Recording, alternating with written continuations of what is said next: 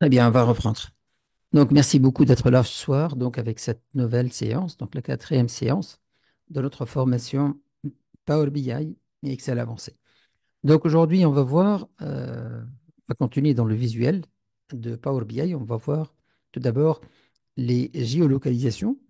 Par la suite, on va voir les visuels qui sont assistés par l'intelligence artificielle de Power BI. Et par la suite, on va se lancer dans tout ce qui est rapport, donc le rapport final qu'on veut publier. Donc, on va faire comment présenter des rapports, comment en fait classer les visuels que nous avons développés dans notre rapport. Tout d'abord, on va voir tout ce qui est paramétrage de rapport et préparation de rapport. Et par la suite, on va commencer donc par créer le rapport et importer, ou plutôt copier-coller les visuels, euh, les visuels que nous avons déjà développés. Très bien. On va commencer par la géolocalisation, donc l'un des visuels donc, les plus importants dans Power BI. En fait, il permet de visualiser donc, sur une carte géographique, surtout en fait pour les sociétés qui, par exemple, qui sont placées dans plusieurs marchés ou bien dans plusieurs villes et qu'elle veut visualiser, par exemple, le volume de chiffre d'affaires par ville. Et donc, l'importance des villes. euh, et donc, en termes, par exemple, en termes de volume.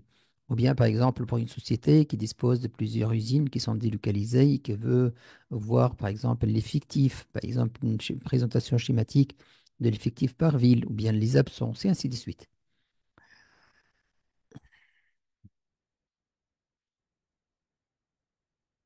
Donc, on va commencer. Tout d'abord, en fait, pour pouvoir en fait avoir et réaliser ce graphique, ce visuel de géolocalisation, il faut tout d'abord commencer par la préparation de données. Et la préparation de données, en fait, c'est quoi? En fait, c'est de donner les catégories de colonnes qu'on va utiliser. D'accord?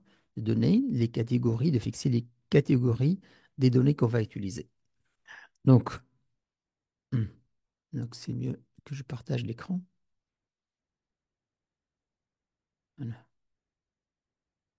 Donc, je me mets dans Power BI.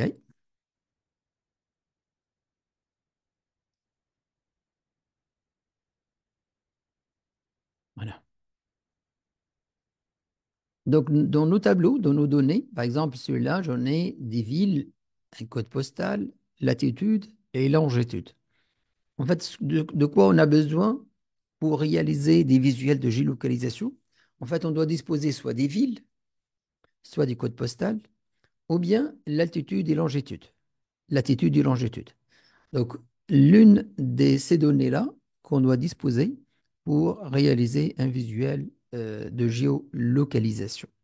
Donc, si on veut, par exemple, utiliser la ville, si on veut utiliser les villes, là, par exemple, nous avons une colonne ville, d'accord? Qu'est-ce qu'il faut faire? Donc, il faut la sélectionner de cette façon et par la suite aller à outils de colonne et là, on doit choisir. Donc, en général, la colonne, on va la trouver comme ça, aucune catégorie. Aucune catégorie. Et moi, je l'ai changé par région. Ça, c'est une région, je vais lui dire. D'accord? Si je veux utiliser plutôt les codes postales, donc je dois sélectionner le code postal et aller aussi outils de colonne. Et par la suite, là, je mets code postal. D'accord? Je vais le trouver aussi, aucune catégorie, mais je vais le mettre code postal. La même chose pour latitude, si je veux utiliser latitude et longitude.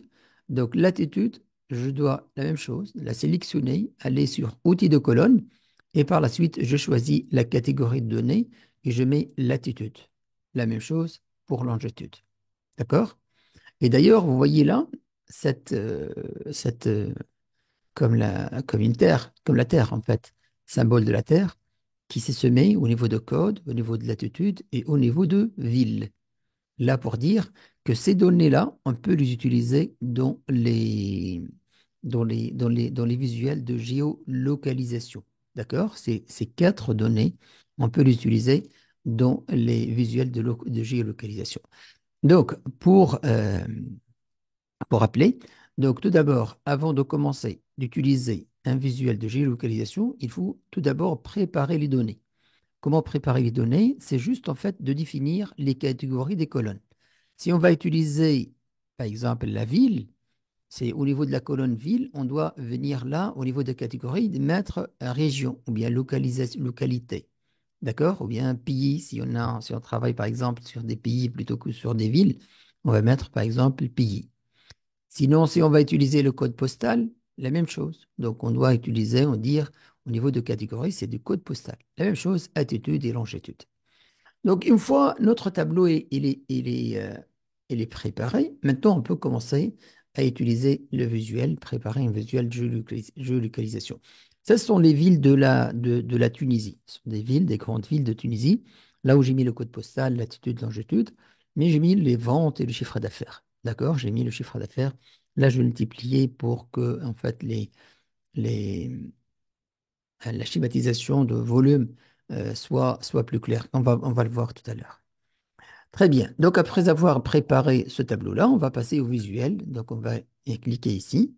Dans Power BI, on va revenir au visuel. Quels sont les visuels de géolocalisation? C'est celui-là. Carte. C'est carte. Donc, je vais cliquer sur carte. Je vais l'agrandir un peu.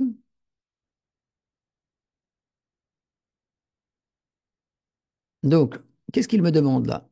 Il me demande de fixer l'emplacement. Donc, je vais fermer. Je vais travailler sur Ville Tunisie. Emplacement. Maintenant, tout d'abord, je vais commencer pour l'emplacement. Je vais mettre les villes. Très bien. Et au niveau des villes, au niveau des tailles de bulles, je vais mettre le chiffre d'affaires au niveau des tailles de bulles. C'est-à-dire, la taille de bulle dépendra du volume de chiffre d'affaires. Donc, par exemple, là, et vous voyez là, par exemple, dans la ville de Tunis, la taille de la bulle est plus grande que celle de la ville de Bizerte, est plus grande que celle de la ville de Kérouan. La ville de Sousse, par exemple, la taille de bulle est plus grande que celui de Monastir. Celui de Sfax est plus grand que celui de Gafsa, de Tozor ou de Gabès. D'accord? Donc la taille de la bulle, j'ai mis le chiffre d'affaires au niveau de la taille de la bulle. D'accord? Au niveau d'emplacement, j'ai mis ville. Très bien. On va faire un autre graphique. Même chose, carte. Et maintenant, au niveau de l'emplacement, on va mettre code postal. En fait, il faut faire attention. Pour pouvoir utiliser les données dans les cartes de géolocalisation, il faut que ce soit ce symbole-là. Il soit donc dans les.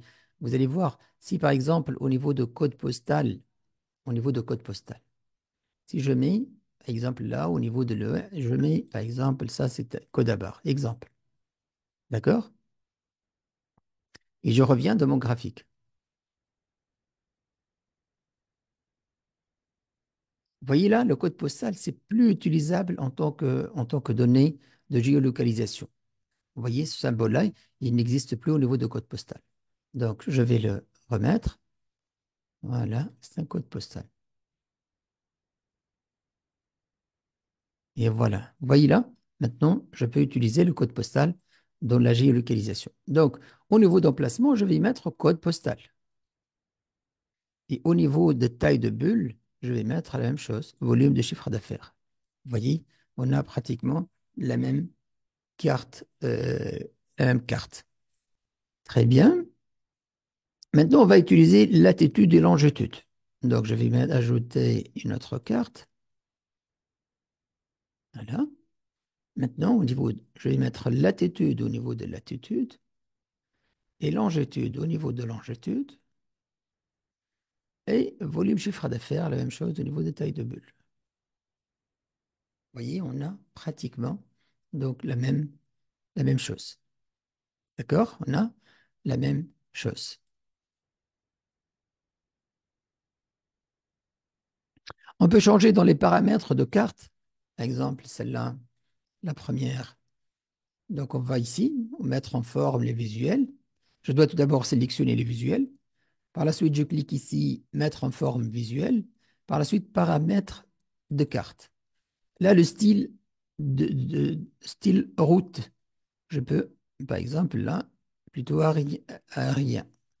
Et celui-là, plutôt, je vais le mettre sombre.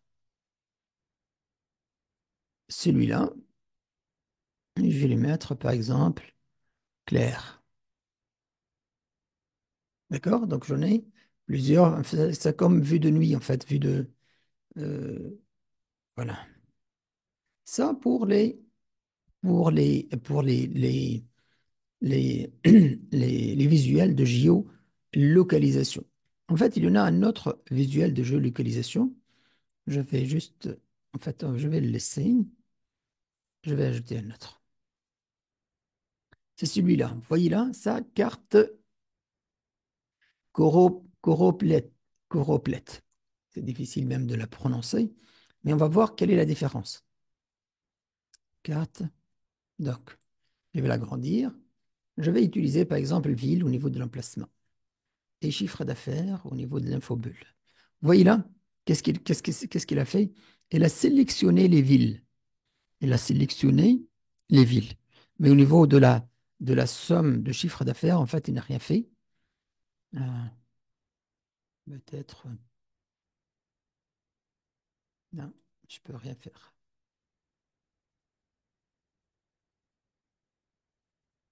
Couleur par défaut. Juste, je vais changer de couleur. Peut-être que les infobulles, ils sont cachés. Non, en fait, il n'y a pas de taille d'infobulle. Il n'est pas, en fait, il n'est pas très clair, mais par contre, les points, ces points-là, je ne pense pas qu'il a pris qu'elle a pris en compte les tailles de l'infobulle. Très bien. Mais en tout cas, c'est un autre graphique, en fait, qui dessine les zones, les limites géographiques de chaque ville. Donc là, c'est la ville de Bizerte, là, la ville de Curan, là, c'est la ville de Tunis, la ville de Kafsa, ville de Gabès. D'accord? Très bien. Donc là, tout ça, on l'a vu. Ça, c'est la préparation. Donc, vous aurez ce document-là pour vous aider, la préparation de données. Comment donc changer la catégorie de chaque colonne. Hein.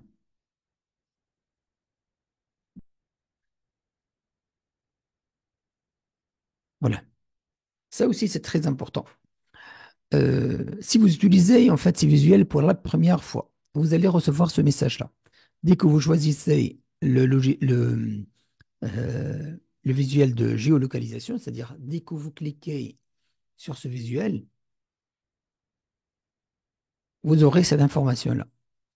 Donc, les visuels de cartes et de cartes remplies sont désactivés. Ils sont, en fait, par défaut, ils sont désactivés. Pour les activer, accédez à fichiers, options, paramètres, options globales, sécurité. Donc, qu'est-ce qu'il faut faire? Il faut les activer. Comment on les active? C'est simple. Donc, il faut aller à fichiers, par la suite, ici, options et paramètres, par la suite, options,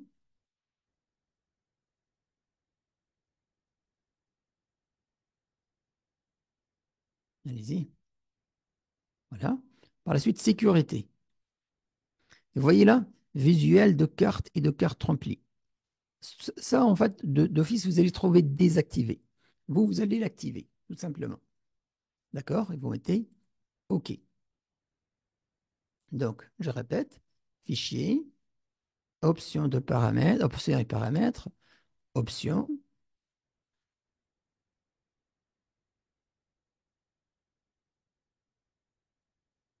sécurité, faites dans l'option globale, sécurité, et en fait, vous cliquez ici pour activer cette option-là de utiliser les visuels de cartes et de cartes remplies. Et je mets OK. Et maintenant, vous allez pouvoir utiliser les cartes dans vos visuels. Sinon, en fait, vous aurez ce message-là. Très bien.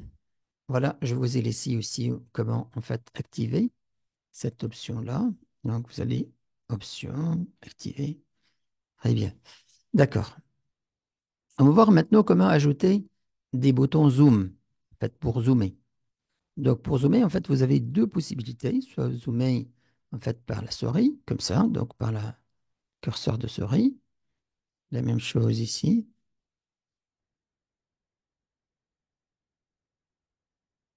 On peut zoomer de cette façon. Comme on peut ajouter des boutons zoom. Donc, comment ajouter bouton zoom? Donc, c'est la même chose. Donc, on va cliquer ici dans dans la mise en forme. Paramètres de carte, contrôle. Et contrôle, vous allez trouver ici bouton de zoom. On doit l'activer. Juste, je clique ici. D'accord? Ça, c'est désactivé. Ça, c'est activé. Donc, qu'est-ce qui s'est passé ici?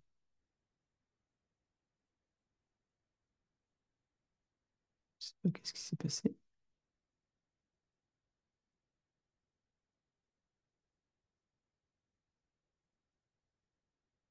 Voilà les boutons de zoom. Vous voyez là? On va les mettre ici, c'est beaucoup plus clair. Voilà. Vous voyez? On peut zoomer, on peut dézoomer. D'accord? Et on a aussi ce bouton-là, en fait, bouton lasso. Donc, en fait, pour sélectionner une zone. Par exemple, je vais le mettre là. Et là, en fait, va utiliser sélectionner de rectangle. Exemple, on veut juste cette partie-là. On l'aura. En fait, vous voyez là, son détail, le détail de la partie qu'on a zoomée. Partie, par exemple, je veux que sous. Voilà. Très bien.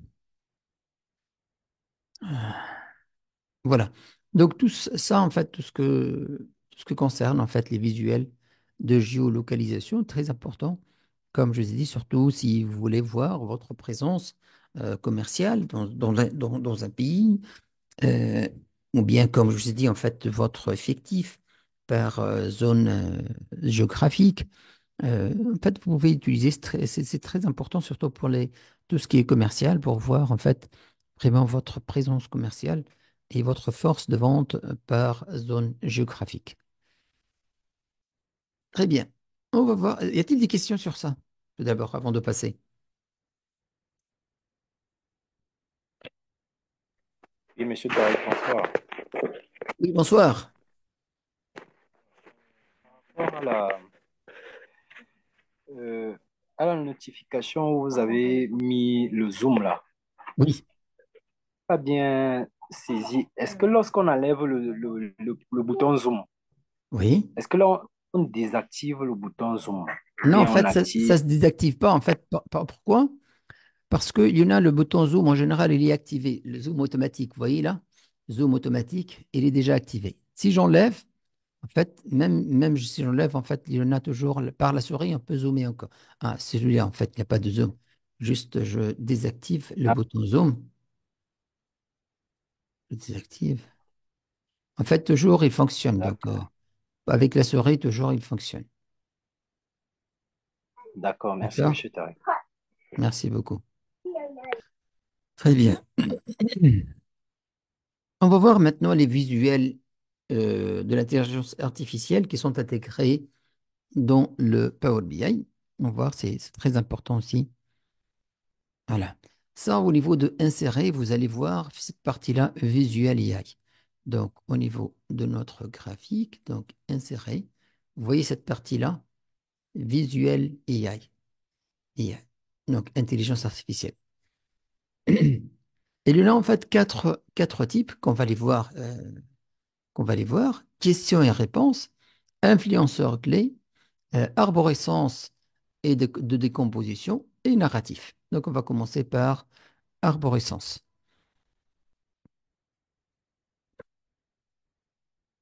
Très bien. Voilà ce que veut dire arborescence. Donc, par exemple, on va commencer dans notre visuel.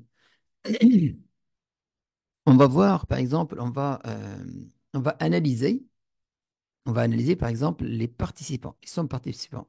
Et par la suite, on veut des explications par, par quoi, en fait, on va les analyser. Par exemple, on veut les expliquer par domaine, ou bien par mois, par région. Et donc, on va le tester tout d'abord. Donc, domaine, date, voilà, date et région. Donc, on va le tester. Donc, on va ajouter au visuel. Voilà. Le voilà. L'arborescence, c'est celui-là. Arborescence.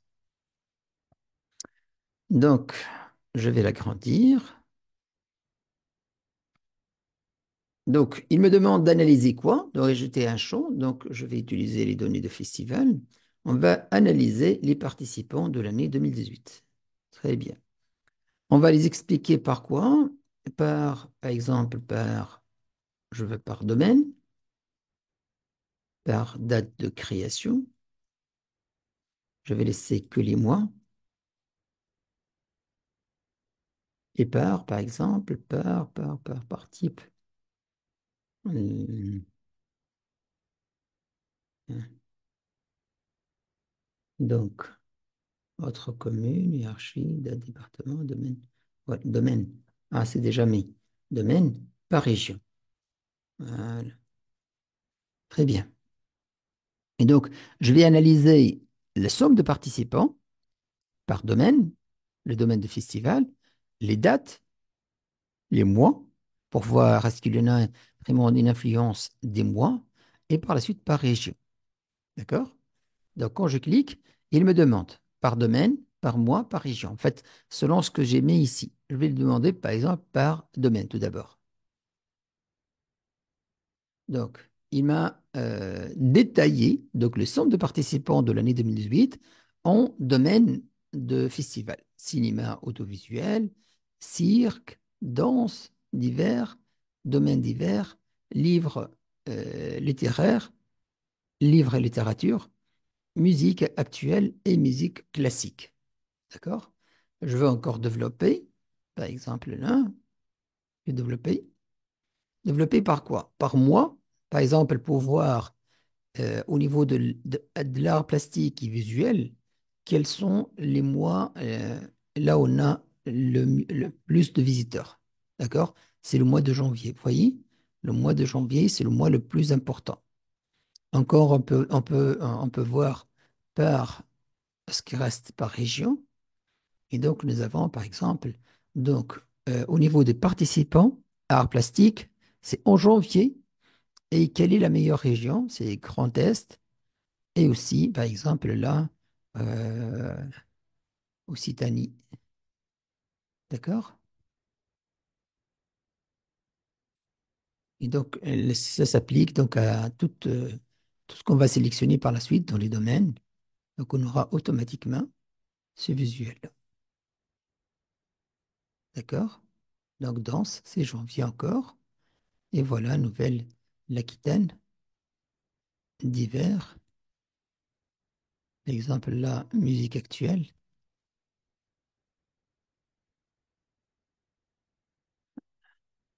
Musique actuelle, par exemple, c'est encore janvier.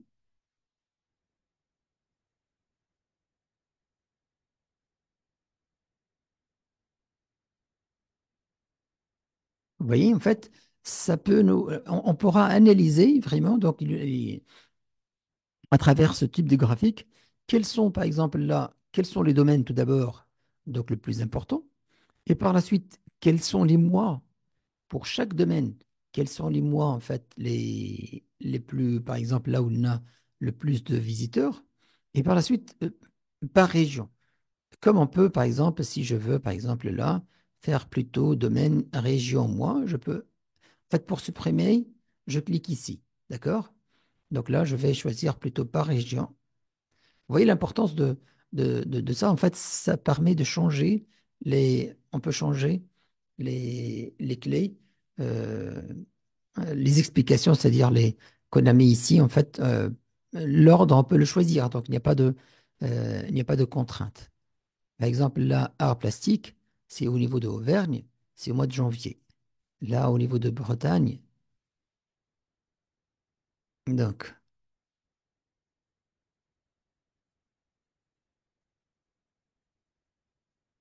en fait, il y en a des données qui sont vides au niveau de contenu, au niveau de tableau. C'est pourquoi, en fait, on a vu, si vous vous souvenez, on a vu et on a parlé de l'importance de préparation de données avant leur utilisation. Par exemple, là, vous voyez que c'est vide. Donc là, il y en a janvier, mais les autres mois, ils sont vides. Donc certainement, là, certainement, il y en a les autres mois, c'est-à-dire de février à décembre, mais qui sont vides, malheureusement. Très bien. Très bien.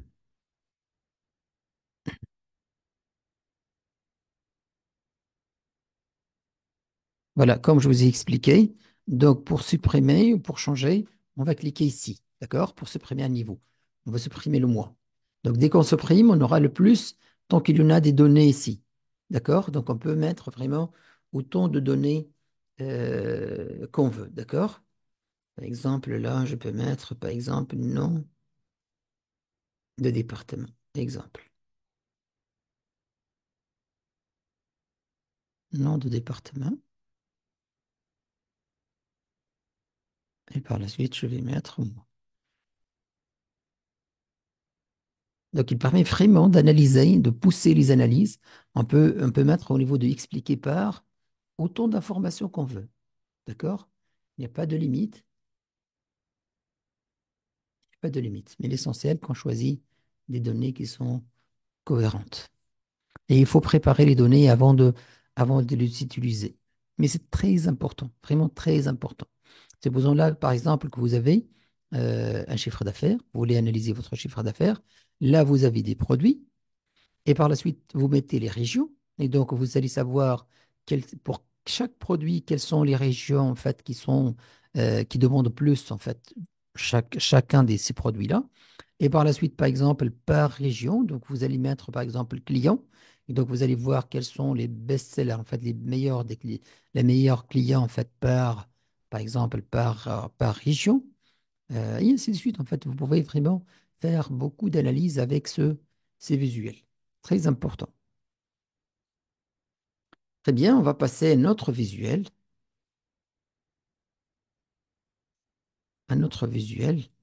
Voilà. Ce visuel-là de influenceur. Donc, on a dit, au niveau de visuel, on va voir celui-là, l'influenceur clé. D'accord? Voici notre base de données. Donc, nous avons des sportifs avec leur âge, l'activité. Là, par exemple, celui-là, il fait la musculation, musculation. Là, c'est yoga, natation, musculation, jogging, yoga, musculation. Là, c'est le gain musculaire. Donc, on a calculé le gain musculaire pour chaque individu. Là, la perte de graisse, donc suite à cette activité euh, sportive. Là, c'est l'augmentation VO2 max. Et là, c'est le score. Là, en fait, il y en a des virgules. C'est pourquoi là, c'est 9 au lieu de 10. D'accord? C'est parce que là, c'est arrondi. Donc, on va faire le score, c'est l'addition. L'addition de tout ça. Et donc là, il y en aura un barème. Donc là, pour 9 c'est efficace. 12 très efficace.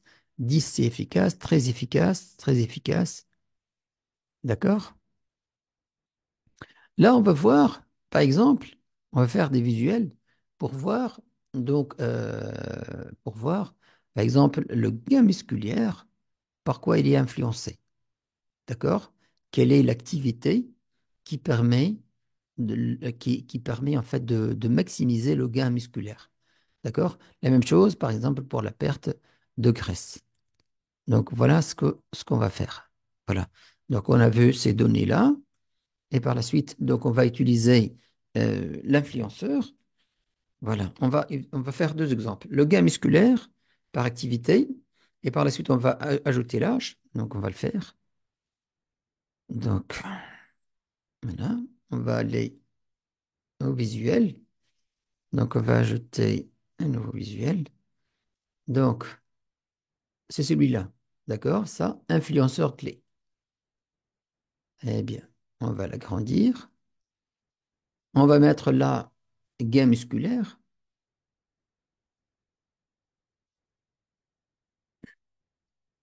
On va l'expliquer par l'activité.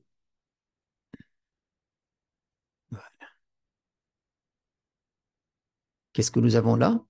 Donc, nous avons quelle est l'activité qui influence le plus le gain musculaire? Donc, nous avons l'activité de musculation, c'est celle qui permet le maximum de gain musculaire.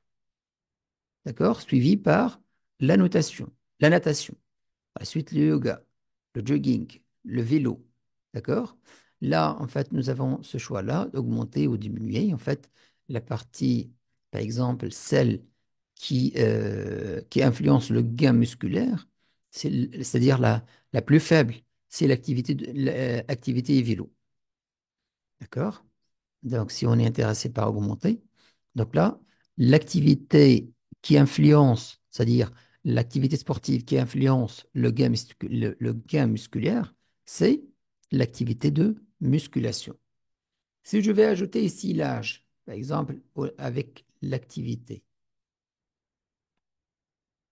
donc, et je vais visualiser l'âge. Vous voyez là, ce courbe-là? Donc, qu'est-ce qu'il me dit? Là, c'est la moyenne de gain musculaire. Donc, il me trace cette courbe-là pour me dire que, en fait, le gain musculaire, donc, il descend avec l'âge. Le gain musculaire, il descend avec l'âge. Donc, chaque fois, on progresse dans l'âge. Donc, le gain musculaire, il est en train de baisser. D'accord? Très bien. Si on fera un autre visuel, eh bien, on va changer le gain musculaire. On va changer le gain musculaire et on va élever l'âge. On va mettre la perte de graisse. Perte de graisse, c'est l'activité et jogging. C'est jogging, en fait, qui permet en fait, qui permet la perte de graisse, le maximum de perte de graisse. Donc, c'est le jogging. Par la suite, c'est le vélo, c'est la natation, c'est le yoga, c'est la musculation. D'accord? Donc, voilà. Nous avons ces deux graphiques-là. Donc là, c'est un graphique qui permet de déterminer par exemple, l'élément qu'on veut analyser, comme là, c'est la perte de graisse ou bien le gain musculaire. Donc, par quelle activité il est influencé, c'est-à-dire quelle est l'activité qui permet le maximum de perte de graisse ou bien le maximum de gain musculaire ou inversement. Donc ça, c'est ce qu'on appelle l'influenceur. Donc voilà, on l'a vu ici. Très bien.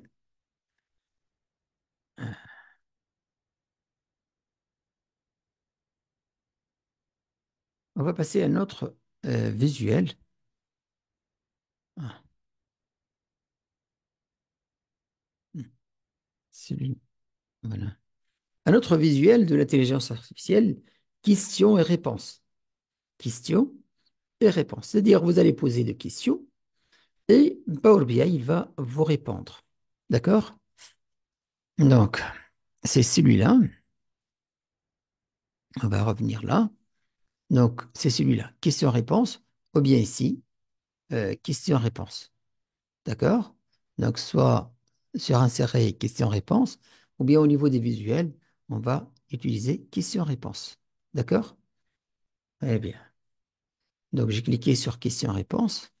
Voilà. Je le laisse. Très bien. Donc, en fait, il est en train de travailler sur ce fichier-là, fichier festival. Il est en train de travailler sur le fichier festival. D'accord? Donc, maximum. Il y en a exemple de questions qui sont déjà prêtes. Par exemple, si je lui demande le maximum des ventes, voilà, il m'affiche le maximum des ventes. D'accord? Si je lui demande plutôt le maximum département, par exemple, quel est le département? euh, non. Si je lui demande le maximum participant en 2017, il va me donner une valeur.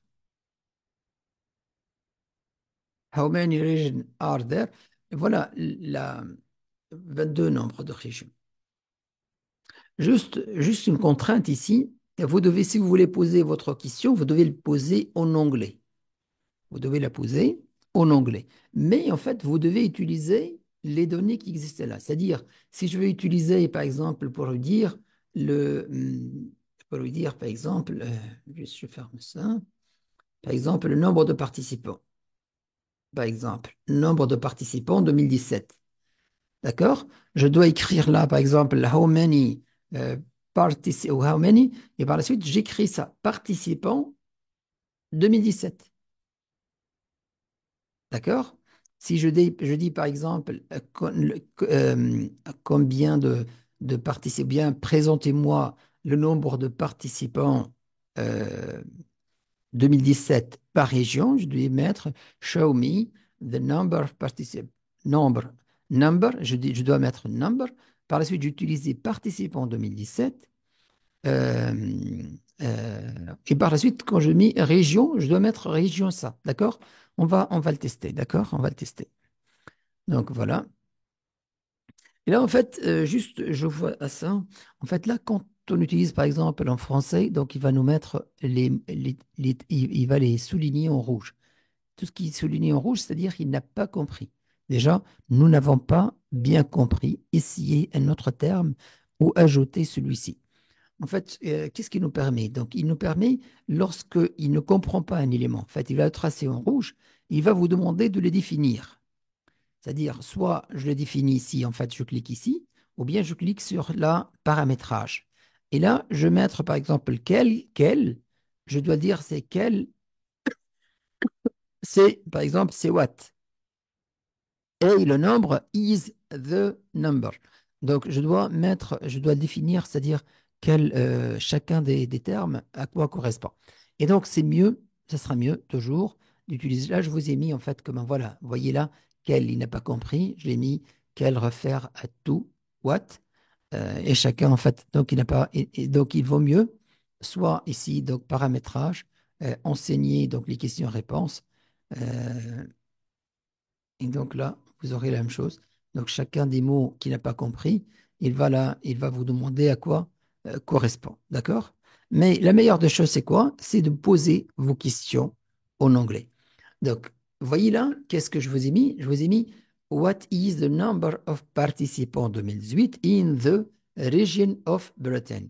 Donc, tous ces données qui sont en bleu, ça représente des données de notre donnée en fait dont on dispose. Les participants 2018, nous avons les régions. Dans les régions, si vous accédez à région, vous allez trouver Bretagne. D'accord?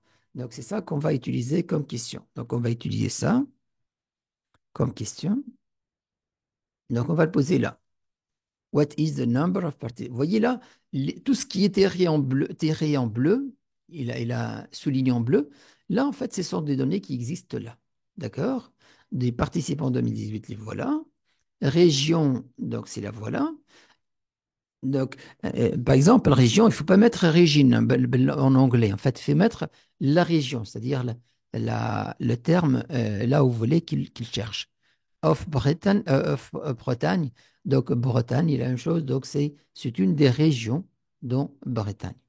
D'accord? Et donc, je vais mettre entrée, il va me donner la somme des participants. D'accord? Il va me donner la somme des participants. Très bien. Je vais mettre un autre, je vais utiliser un autre. Cette fois-ci, je vais lui poser cette question-là. Par exemple, voilà. Show me participants by domaine. Show me participants by domaine. La même chose. En fait, donc, il a souligné participants, donc participants. Si je peux mettre, par exemple, participants 2018, domaine, là, en fait, il y en a domaine. Voilà, vous voyez domaine, vous voyez là. Donc, je mets entrée, il m'a tracé la courbe. Vous voyez, c'est très simple en fait. Cette courbe-là, cette présentation-là pour la faire, donc on devrait tout d'abord choisir dans quelque chose ici, et par la suite mettre les données de domaine et mettre les données des axes, des abscisses, des Y, et ainsi de suite. Et donc là, avec juste une simple donc, question qu'on a posée, show me participant by domaine, donc il m'a présenté donc il m'a donné de résultats. D'accord? Vous voyez là, qu'est-ce qu'il me permet? Il me donne transformer ce résultat question-réponse en visuel. Parce que dans votre visuel, vous n'allez pas me laisser avec la question-réponse. Donc, qu'est-ce que vous devez faire? Vous devez cliquer sur ça et vous n'aurez plus la question. D'accord? La même chose ici. On va cliquer sur ça et on n'aura plus la question. Et donc, on a des visuels standards, donc un visuel comme les autres visuels qu'on a développés. D'accord? peut les mettre ici, par exemple. Autre question. Euh, voilà, donc ça, c'est euh, question. Ça, c'est les réponses. Autre question, tell me, voilà. Laquelle, tell me, wish, name, nom de manifestation. Donc, je dois écrire ça, nom de manifestation, parce qu'au niveau de la base de données, j'ai nom de manifestation. Voilà, nom de manifestation. Voilà, nom de manifestation. D'accord? Tu vas toujours utiliser les données. Donc là, vous voyez là, il a souligné, il a reconnu. D'accord? Donc, je l'ai dit, en fait, laquelle des manifestations, laquelle le nom de manifestation qui a en fait le nombre de participants le plus élevé. Donc, il m'a dit, c'est The Green Escape. Donc voilà, je vous ai mis là pour transformer donc, le résultat des questions-réponses en visuel standard. C'est juste vous cliquez ici. D'accord? Et donc, vous n'aurez plus la question qui va s'afficher. Voilà, donc le résultat, après avoir transformé le visuel de questions-réponses en visuel standard. Très bien. Quatrième modèle, c'est le narratif. Donc quatrième visuel de l'intelligence artificielle de Power BI, c'est celui-là, c'est le narratif. Narratif, en fait, narratif, il va faire comme une analyse, il va faire comme du reporting, donc il va décrire, donc il va vous donner des idées sur donc sur le visuel qu'on a communiqué. Par exemple, on va utiliser ce visuel-là. Je vais faire une description, donc je veux qu'il me fait une description, qu'est-ce qu'il voit, comment il peut analyser ce graphique-là. En fait, je dois pas laisser ce graphique sélectionné, je dois cliquer en dehors et je vais cliquer sur narratif. Très bien. Narratif, il me demande, donc j'utilise donc Capello ou bien personnalisé, je vais cliquer personnalisé. Vous pouvez utiliser Capello, mais il va vous demander en fait votre adresse mail. Donc, je vais mettre personnalisé. Et voilà, en fait, il me donne donc une description. Il me dit deux facteurs dans l'activité ont provoqué perte de graisse à increase, donc là en anglais. Quant à l'activité was jogging, perte de graisse increase, perte, et quand activité was vélo, perte de graisse increase voilà. Donc, je peux en avoir une idée et par la suite, si je veux l'utiliser, eh bien, je peux le modifier. Donc, c'est toujours, donc, je peux le modifier. Vous voyez là?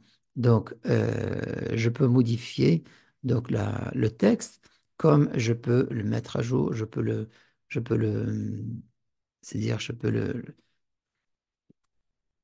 le mettre par exemple en gras, je peux changer donc sa taille, sa police, d'accord? Je peux le mettre centré, bien à droite. D'accord? Donc, je peux tout changer. Par la suite, je dis enregistrer. D'accord? Donc là, c'est le quatrième. C'est le quatrième.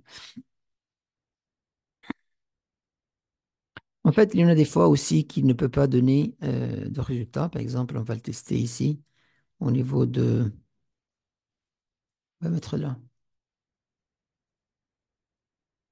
Narration personnalisée. Oui, il a fait il a donné des résultats. Ici, on va le tester. Personnalisé.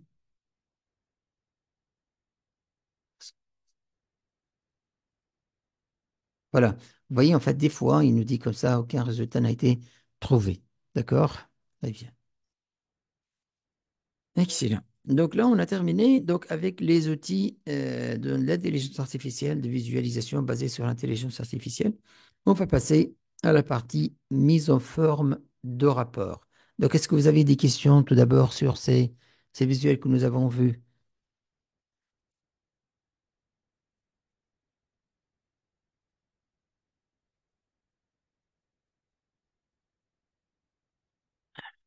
Très bien.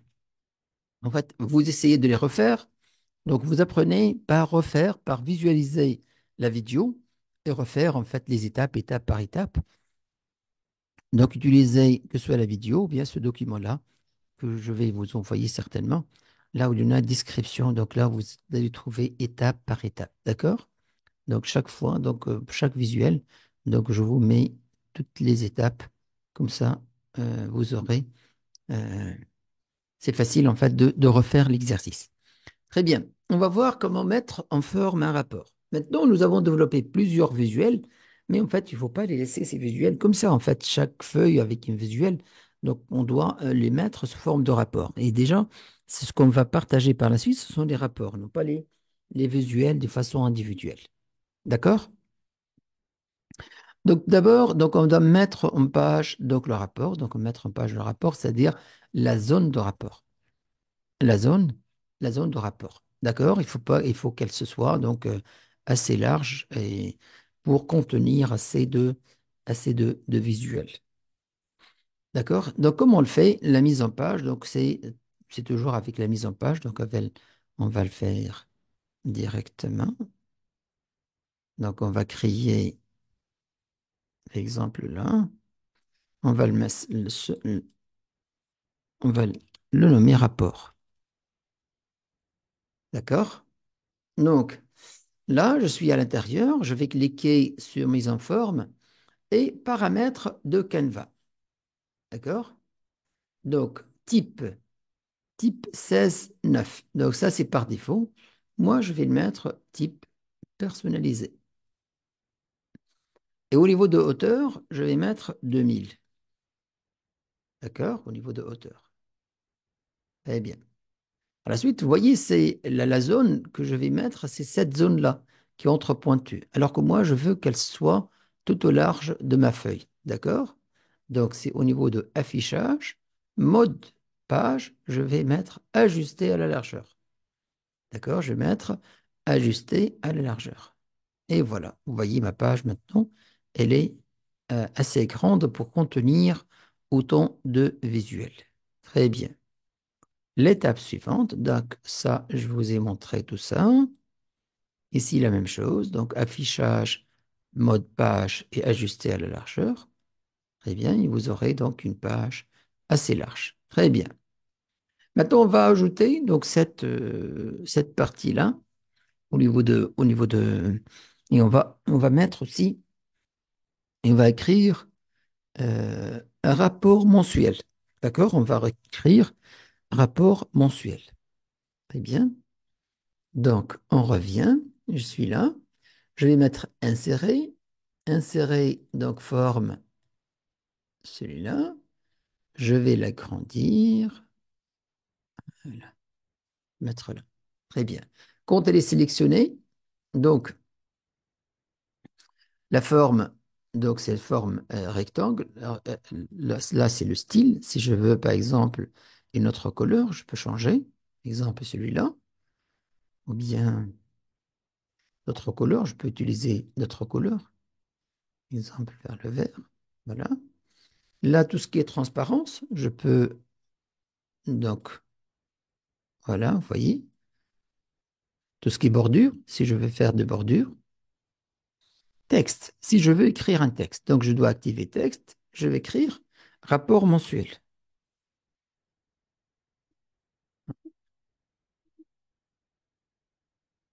Rapport mensuel. Donc, ça va être, par exemple, là, 16 en gras, encore 20, 18. Couleur de la police, donc bleu, très bien. Donc, juste, on va changer ça, niveau de couleur. On va mettre, peut-être, c'est plutôt un bleu. Et on va, voilà, on va le mettre ici comme cela. Voilà, rapport mensuel. Très bien. Donc, vous avez vu comment on a accédé à ça? Donc, tout d'abord, on a inséré donc une forme, rectangle. Voilà, on peut l'agrandir toujours. Et donc, par la suite, quand je sélectionne, donc c'est déjà sélectionné, j'ai en fait ce menu de format de forme. Format de forme. Donc, je clique sur forme Donc, forme, elle est rectangulaire. Et donc, par la suite, le style. Donc, le style, donc, c'est couleur de remplissage. Donc, il est en bleu. Et par la suite, j'ai activé le texte et j'ai écrit rapport mensuel. D'accord? Très bien. Chaque fois où vous trouvez ça, en fait, c'est un peu d'avancée, mais ça, c'est en fonction de quelque chose. C'est-à-dire, on veut que ce rapport-là, il prend des noms variables, dépend d'une fonction. D'accord? Chaque fois où on veut changer, par exemple, que ça change automatiquement, donc je peux le mettre donc une fonction, comme ça, il va changer automatiquement. La même chose ici. C'est possible que je change, par exemple, que je mets le rapport, par exemple, pour le RH en vert, le rapport, par exemple, en bleu pour la direction financière, et ainsi de suite. D'accord? Ce sont des variables. C'est-à-dire, chaque fois où j'ai ça, fx, c'est-à-dire variable. Je peux mettre c'est-à-dire, je peux le paramétrer. Voilà. Je peux le paramétrer. Très bien. Donc, j'ai mis un rapport mensuel et maintenant, je vais importer des visuels. Ah, voilà. L'arrière-plan. En fait, je veux le, le changer. Donc, je clique en fait dans mon visuel. C'est pas ici, hein, c'est pas sur dans la format qu'on a ajouté dans l'entête. C'est en dehors de l'entête. Je clique là et je vais ici, mise en forme. D'accord? Et je vais trouver arrière-plan de Canva. Donc, arrière-plan. Donc, je vais choisir couleur. Je vais mettre par exemple là le gris, celui-là. Peut-être c'est pas assez. Et là, la nuance, en fait, je vais baisser la nuance. Voilà, voilà. Exemple, je peux mettre comme ça. Aussi, comme je peux importer donc une image, donc là, c'est parcourir, donc peux importer donc une image que je veux, d'accord? Donc là, c'est juste d'importer. Je clique.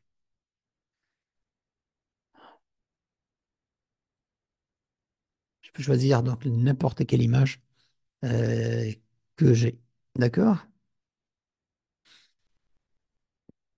Annuler.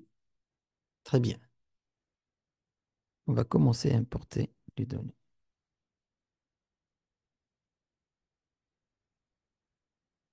Voilà, voilà. On va faire une chose comme ça. Donc, on va importer des visuels. C'est pas importer, en fait, de copier-coller des visuels qu'on a développés dans plusieurs feuilles. Donc, on va les mettre ici. D'accord? On va les mettre ici. Très bien.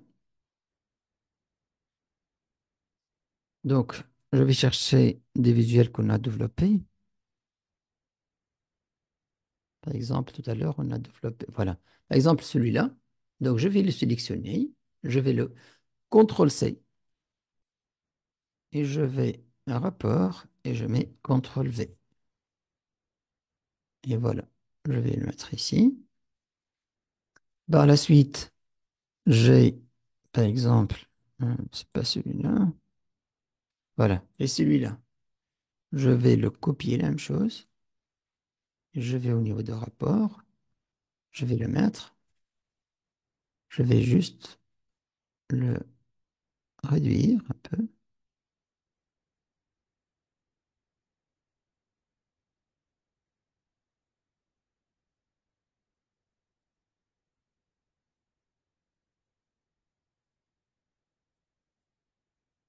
Vous voyez les lignes rouges, en fait, pour aligner mes visuels.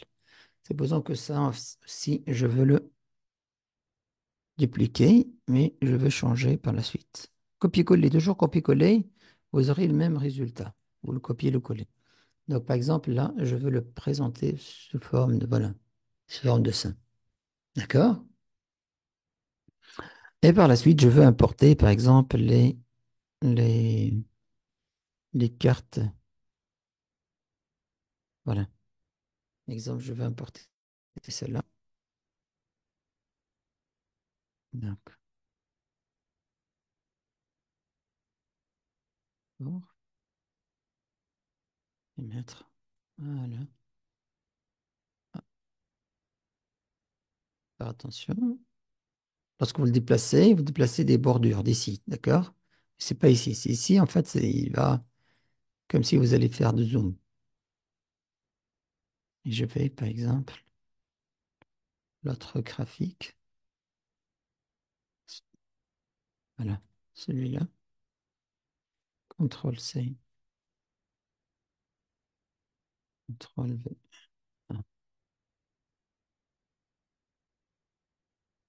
voilà.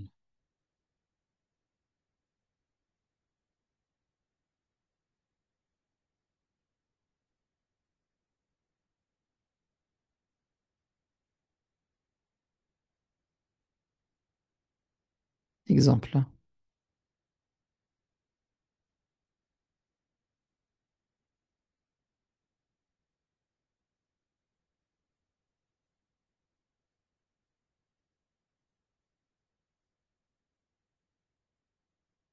Voilà.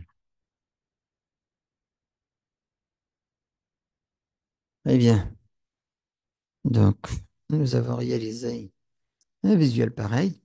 Maintenant, on va voir l'ajout de filtres. Comment ajouter des filtres? D'accord? Et là, en fait, c'est très important, l'ajout des filtres. Par exemple, là, nous, par exemple, c'est un rapport mensuel. Là, vous voyez, il y en a tous les domaines, ou bien tous les domaines. Là, en fait, je vais le changer par région. Je vais enlever le domaine et je vais mettre région. Voilà, c'est mieux. Là, certainement, pour chaque visuel, je peux faire ce que je veux. En fait, je peux le sélectionner et le mettre en forme. Donc, comme je veux, par exemple, là, tout ce qui est légende, donc titre. Donc, au niveau de titre, titre, région, titre de texte.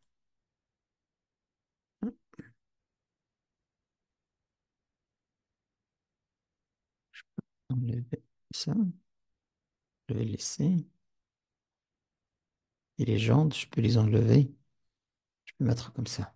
Ça sera mieux. Donc là, concernant les filtres. Concernant les filtres, vous savez que nous avons ces filtres ici. Donc si je vais les agrandir, vous voyez ces filtres-là? Nous avons par exemple là les filtres dans cette page, ou bien filtres dans toutes les pages. Très bien. Par exemple, ce rapport-là, on va le donner à des gens qui travaillent juste sur, par exemple, une région, par exemple sur Bretagne. Des gens, en fait, qui travaillent juste sur Bretagne. Et donc, ils n'ont pas besoin, il ne doit pas voir, par exemple, les chiffres des autres régions. D'accord? Et donc là, qu'est-ce que je fais? Donc, je vais faire un filtre général. Donc, dans la filtre, dans cette page, ou bien filtre dans toutes les pages de ce rapport-là, je vais mettre, par exemple, la région. D'accord? Et là, il me donne laquelle des régions. Voilà. Je vais sélectionner que Bretagne seulement, par exemple. D'accord? Ou bien les deux. En fait, cette personne-là, il va travailler que sur ces deux zones-là. Certainement, en fait, les données qu'on a fixées là, ils ne marchent pas là parce que ça, c'est un autre fichier. Et ça, ce sont des zones de la France et ça de la Tunisie. Donc, si ça était une cartographie de la France, certainement, donc ça va, quand je change, je fais de filtre, il va s'appliquer sur tous les graphies, les visuels de la page. D'accord? Donc ça, c'est une possibilité. Donc je peux, par la suite, je cache celui-là. Et donc, cette personne-là qui travaille que sur les deux zones géographiques, qui est donc Bretagne et l'autre, en fait, l'autre laquelle? Donc Bretagne et Bourgogne. Voilà. Vous voyez? Donc cette personne-là, il va voir que ce graphique-là. Donc là, parce qu'il faut penser par la suite à la partage. Je vais partager ces documents-là. Ça, je vais le mettre rapport mensuel, par exemple, pour charger de la zone Bretagne et Bourgogne. Donc, il va recevoir que ce visuel-là. D'accord? Donc là, c'est une des méthodes que je peux utiliser pour faire un filtre général sur toute la page. D'accord? Et donc, j'ai fixé donc les filtres. Il va pouvoir voir que ces deux-là. D'accord? Très bien. Autre méthode pour faire des filtres, c'est par les segments. C'est-à-dire, par exemple, là, moi, j'en ai besoin de toutes ces données-là, mais je veux en fait manipuler ces visuels-là à travers ce qu'on appelle les segments, des segments. D'accord? Je vais juste baisser un peu ces visuels-là pour insérer des segments. Voilà.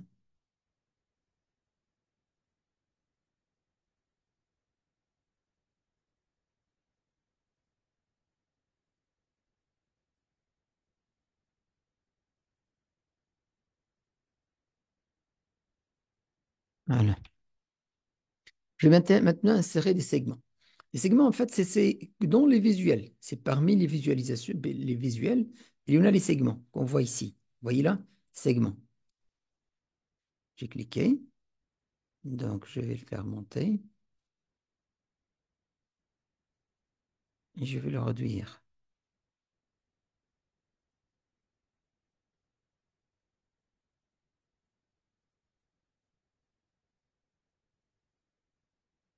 Voilà. Segment là, je vais le mettre, par exemple, je vais mettre là, c'est le segment de région. Donc, dans segment, dans le champ, je vais mettre région. Voilà. Très bien. Donc, vous voyez là, par défaut, il m'a donné une liste déroulante, mais vraiment, c'est pas pratique. Vous voyez, c'est pas pratique. Donc, quand je sélectionne, je peux maintenant mettre en forme, donc, il paramétrer le segment. Donc, je clique ici sur mettre en forme votre visuel. D'abord, je dois sélectionner sur segment. Donc, vous voyez, il est déjà sélectionné. Vous voyez les bornes. Donc, je clique et je mets paramétrer le segment. D'accord? Très bien. L'option style, il me demande le style. Style, donc liste verticale, ou bien vignette, ou bien liste déroulante. Qu'est-ce que je veux? D'accord? Je vais mettre, par exemple, une liste déroulante. Voilà, vous voyez? Donc là, j'en ai tout. Et là, je sélectionne. Par exemple, là, je vais sélectionner les... Voilà. Vous voyez là, au niveau de sélection, je peux sélectionner qu'une seule, mais je peux changer donc le paramétrage. La même chose ici.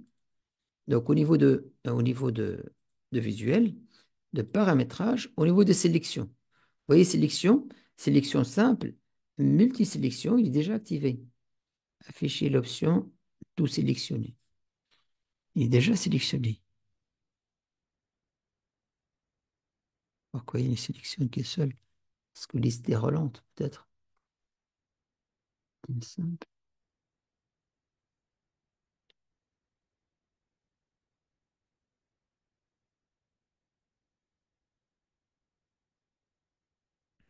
En fait, il ne me permet pas de sélectionner la totalité. Donc, soit sélection simple, ou bien multisélection. Il est activé, multisélection. Je ne sais pas pourquoi il n'a pas fonctionné. Voilà, autoriser la sélection de plusieurs cases à cocher, uniquement en cas d'utilisation de contrôle-clic, case. Donc, contrôle. D'accord, je dois utiliser le bouton contrôle. Voyez là? Voilà. Vous avez compris? Donc, euh, donc tout d'abord, je sélectionne. Je peux changer donc, dans le paramétrage de segment entre liste déroulante ou bien liste verticale ou bien vignette. Vignette, vous voyez, en fait, il va me mettre les cases, mais vu que j'en ai plusieurs, donc je ne peux pas la laisser. D'accord? Donc, j'en ai plusieurs donc, cases. Donc, ce n'est pas intéressant dans ce cas-là. Liste verticale, comme on l'a vu tout à l'heure, donc c'est une liste très longue, c'est pas pratique.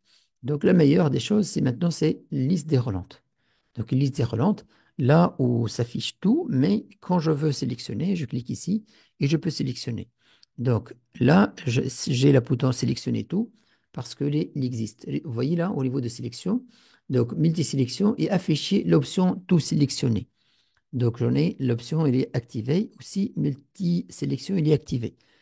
Pour donc sélectionner plusieurs. Donc, vous voyez là, je peux sélectionner qu'une seule. Je dois cliquer, je dois maintenir le bouton contrôle enfoncé.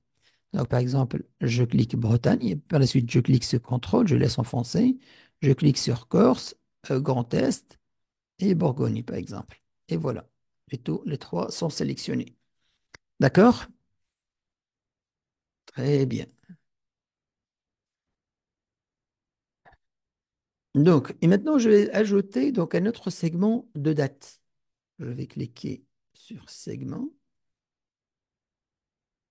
Je vais le faire monter.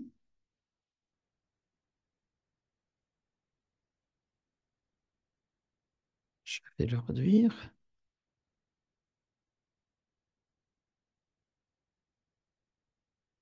Je vais l'agrandir.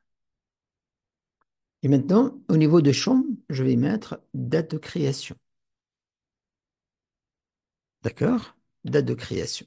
Très bien. La même chose, au niveau de champ. Vous voyez qu'est-ce qu'il m'a mis? Date de création, date de bœuf et date fin. Et je peux utiliser ce curseur-là, en fait, pour changer. Aussi, pour ce filtre-là de date, je peux changer le, le type, en fait. Là, j'en ai deux dates, date de but, date fin. Donc, la même chose, je sélectionne, je clique ici, mise en forme et paramètres de segment. Paramètres, donc voilà. Donc là, c'est le style entrée. Je vais donc entrée de date. Donc, entre plutôt. Donc, je vais mettre par exemple vignette, mais c'est pas pratique parce que j'en ai un millier de dates. Par exemple, je vais mettre avant le. Vous voyez, avant le, c'est avant, juste, je sélectionne avant quelle date. Je peux mettre, par exemple, après le. Donc, c'est la date de départ et après, donc après telle date. D'accord? Et là, liste de Roland, c'est comme l'autre cas, mais c'est pas pratique pour ce cas-là. Date relative. Date relative, par exemple, je mets le dernier ou bien suivant. Dernier, par exemple, dernier jour, dernière semaine, dernier mois. D'accord? Par exemple, dernier mois. Et donc, il a mis le 10, 11, 24 ou 9, 12, 24. Et donc, il n'a pas donné parce que les données sont un peu, par exemple, même la dernière année, euh, il ne va rien donner. Et vous voyez là l'année calendaire, c'est-à-dire de 1er janvier au 31/12. Là, par exemple, par exemple, donc ce jour, je veux par exemple afficher que les données de ce jour. D'accord? C'est-à-dire demain, il va m'afficher les données de demain. Donc ça dépend concernant le filtre de date. Donc je peux utiliser, par exemple, si j'en ai besoin de chiffre d'affaires journalier, par exemple, donc je vais mettre ça, ce jour. Ou bien euh, le dernier jour, d'hier, par exemple. D'accord? Ou bien de la dernière semaine, ou bien de début de la semaine. En fait, ça filtre, là où vous voyez qu'en fait, il contient plusieurs options que je peux utiliser. Donc, on va le mettre voilà, entre deux dates.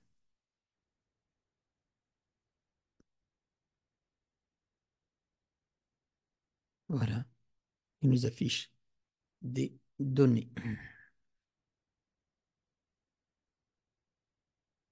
Je peux enlever l'entête de segment. L'entête, ça, c'est date de création. Curseur aussi, je peux l'enlever, ces curseurs-là, si je n'en veux pas. Je peux l'enlever, comme je peux le remettre. Les valeurs, en fait, paramétrage de valeurs, donc en noir. Là, l'arrière-plan, si je veux utiliser un arrière-plan, là, c'est par défaut, il est en blanc. Je peux changer, par exemple, en bleu. Exemple. Je vais le laisser vite.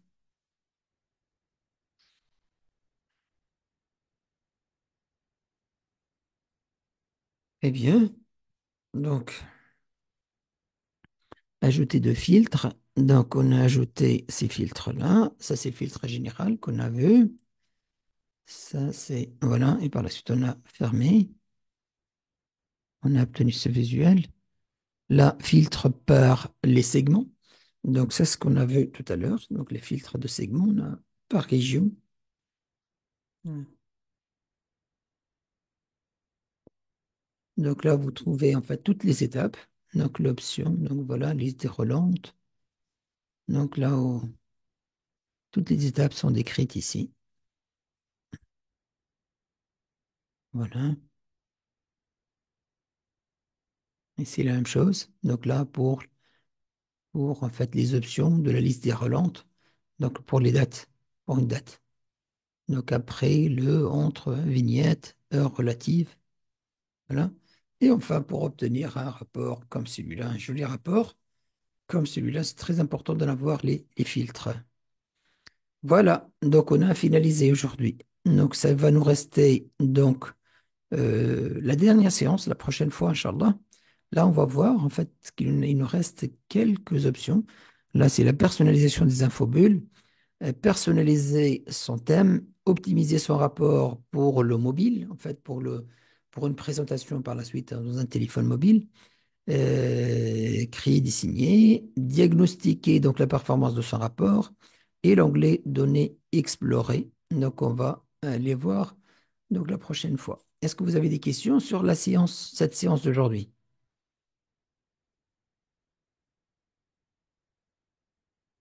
Si vous voulez quelque chose qu'on le voit aussi donc la prochaine fois, n'hésitez pas à me le préciser d'avance. Comme ça, la prochaine fois, certainement, on ne va pas passer 2 heures sur ces données-là, parce qu'en fait, c'est peut-être une demi-heure, pas plus qu'une heure moins quart maximum. Donc, il en reste. Donc, si vous avez des questions particulières, vous me l'envoyez d'avance et je vous prépare en fait une réponse sur vos questions. Très bien. Si vous n'avez pas de questions, je vous remercie pour votre présence aujourd'hui. Et notre rendez-vous sera, Inch'Allah, la prochaine fois. Merci beaucoup. Bonne soirée. Oui, monsieur. Bonne soirée. Au revoir. Il faut appliquer, je vous conseille vivement appliquer donc, ce qu'on a vu. Comme ça, vous allez apprendre et certainement donc en utilisant donc le Power BI, donc qu'on essaye de l'introduire dans nos quotidiens, dans les habitudes. Donc certainement, on va le maîtriser petit à petit. Très bien, merci beaucoup d'être là et bonne soirée. Au revoir.